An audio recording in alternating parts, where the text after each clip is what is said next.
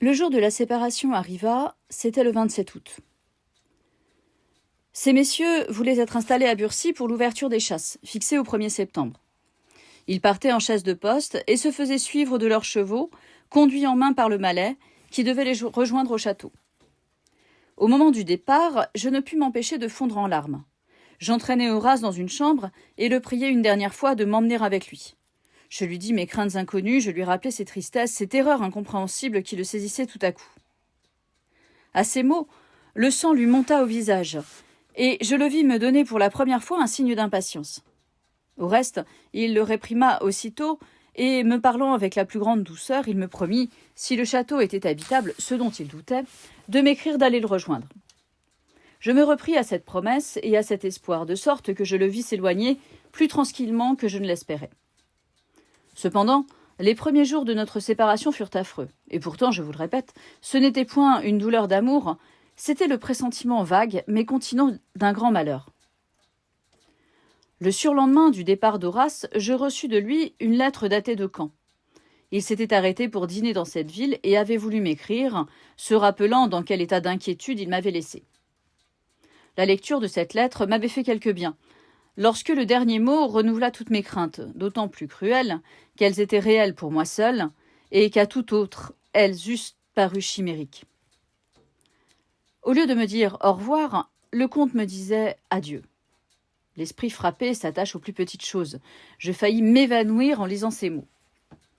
Je reçus une seconde lettre du comte datée de Burcy. Il avait trouvé le château qu'il n'avait pas visité depuis 3 ans dans un délabrement affreux. À peine s'il y avait une chambre où le vent et la pluie ne pénétrassent point. Il était en conséquence inutile que je songeasse pour cette année à aller le rejoindre. Je ne sais pourquoi, mais je m'attendais à cette lettre. Elle me fit donc moins d'effet que la première. Quelques jours après, nous lûmes dans notre journal la première nouvelle des assassinats et des vols qui effrayèrent la Normandie. Une troisième lettre d'Horace nous en dit quelques mots à son tour, mais il ne paraissait pas attacher à ces bruits toute l'importance que leur donnaient les feuilles publiques. Je lui répondis pour le prier de revenir le plus tôt possible. Ces bruits me paraissaient un commencement de réalisation pour mes pressentiments. Bientôt, les nouvelles devinrent de plus en plus effrayantes. C'était moi qui, à mon tour, avais des tristesses subites et des rêves affreux. Je n'osais plus écrire à Horace, ma dernière lettre était restée sans réponse. J'allais trouver madame de Lucienne, qui, depuis le soir où je lui avais tout avoué, était devenue ma conseillère. Je lui racontais mon effroi et mes pressentiments. Elle me dit alors ce que m'avait dit 20 fois ma mère, que la crainte que je ne fusse mal servie au château avait seule empêché Horace de m'emmener. Elle savait mieux que personne combien il m'aimait, elle à qui il s'était confié tout d'abord, et que, si souvent depuis, il avait remercié du bonheur qu'il disait lui devoir. Cette certitude qu'Horace m'aimait me décida tout à fait. Je résolus, si le prochain courrier ne m'annonçait pas son arrivée, de partir moi-même et d'aller le rejoindre. Je reçus une lettre. Loin de parler de retour, Horace se disait forcé de rester encore 6 semaines ou 2 mois loin de moi. Sa lettre était pleine de protestations d'amour. Il fallait ses vieux engagements pris avec des amis pour l'empêcher de revenir, et la certitude que je serais affreusement dans ses ruines pour qu'il ne me dît pas d'aller le retrouver. Si j'avais pu hésiter encore, cette lettre m'aurait déterminée. Je descendis près de ma mère, je lui dis qu'Horace m'autorisait à aller le rejoindre et que je partirais le lendemain soir. Elle voulait absolument venir avec moi, et j'eus toutes les peines du monde à lui faire comprendre que s'il craignait pour moi, à plus forte raison craindrait-il pour elle. Je partis en poste, emmenant avec moi ma femme de chambre qui était de la Normandie.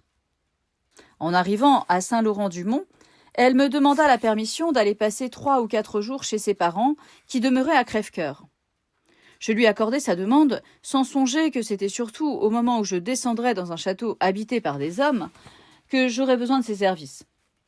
Puis aussi, je tenais à prouver à Horace qu'il avait eu tort de douter de mon stoïcisme. J'arrivai à Caen vers les 7 heures du soir.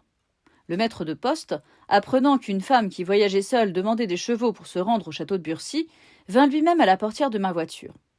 Là, il insista tellement pour que je passasse la nuit dans la ville et que je ne continuasse ma route que le lendemain que je cédai. D'ailleurs, j'arriverais au château à une heure où tout le monde serait endormi, et peut-être, grâce aux événements au centre desquels il se trouvait, Les portes en seraient-elles si bien closes que je ne pourrais me les faire ouvrir? Ce motif, bien plus que la crainte, me détermina à rester à l'hôtel. Les soirées commençaient à être froides. J'entrais dans le salon du maître de poste, tandis qu'on me préparait une chambre. Alors l'hôtesse, pour ne me laisser aucun regret sur la résolution que j'avais prise et le retard qui en était la suite, me raconta tout ce qui se passait dans le pays depuis 15 jours ou 3 semaines. La terreur était à son comble. On n'osait pas faire un quart de lieue hors de la ville dès que le soleil était couché. Je passais une nuit affreuse. À mesure que j'approchais du château, je perdais de mon assurance.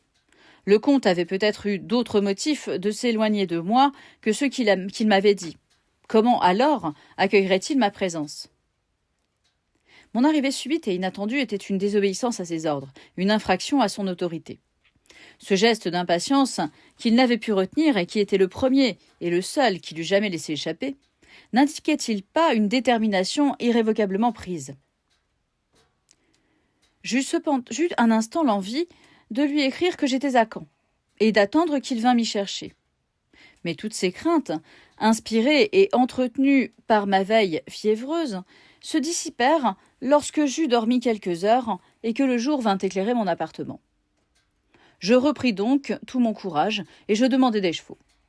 10 minutes après, je repartis. Il était 9 heures du matin lorsqu'à 2 lieues du buisson, le postillon s'arrêta et me montra le château de Burcy, dont on apercevait le parc, qui s'avance jusqu'à 200 pas de la grande route. Un chemin de traverse conduisait à une grille. Il me demanda si c'était bien à ce château que j'allais.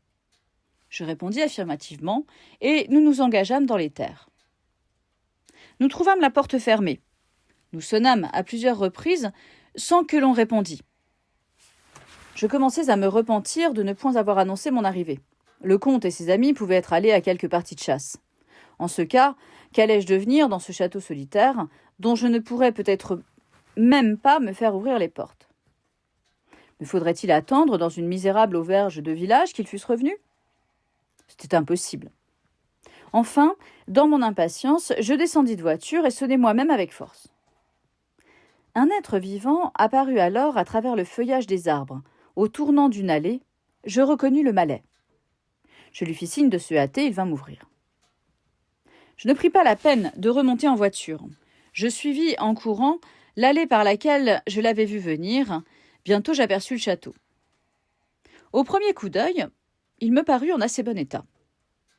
Je m'élançai vers le perron, j'entrai dans l'antichambre, j'entendis parler. Je poussai une porte et je me trouvai dans la salle à manger en face d'Horace, qui déjeunait avec Henri. Chacun d'eux avait à sa droite une paire de pistolets sur la table. Le comte, en m'apercevant, se leva tout debout et devint pâle, à croire qu'il allait se trouver mal. Quant à moi, j'étais si tremblante que je n'eus que la force de lui tendre les bras. J'allais tomber lorsqu'il accourut à moi et me retint. « Horace !» lui dis-je. « Pardonnez-moi, je n'ai pas pu rester loin de vous. J'étais trop malheureuse, trop inquiète. Je vous ai désobéi. »« Et vous avez eu tort, » dit le comte d'une voix sourde. « Oh, si vous voulez !» m'écriai-je, effrayée de son accent. « Je repartirai à l'instant même. Je vous ai revu, c'est tout ce qu'il me faut. »« Non, » dit le comte. « Non, puisque vous voilà, restez. Restez et soyez la bienvenue. » À ces mots, il m'embrassa et, faisant un effort sur lui-même, il reprit immédiatement cette apparence calme qui parfois m'effrayait davantage que n'eût pu le faire le visage le plus irrité.